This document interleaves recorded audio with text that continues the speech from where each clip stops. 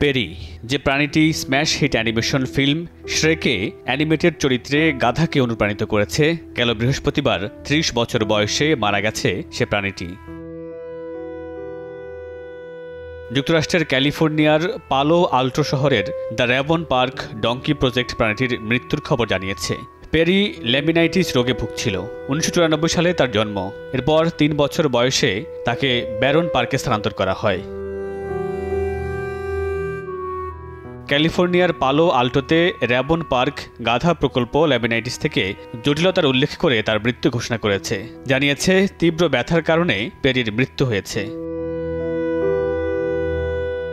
২০০১ সালের ১৮ মে যুক্তরাষ্ট্রে মুক্তি পায় শ্রেক। মুক্তির পর ব্যাপক সাড়া ফেলে সিনেমাটি। আয় করে $৩.৮ বিলিয়ন বেশি। এটিকে সর্বকালের অন্যতম জনপ্রিয় অ্যানিমেটেড ফিল্ম সিরিজ হিসেবে বিবেচনা করা হয়। মামুনুর রশীদ পনেল, সময় সংবাদ।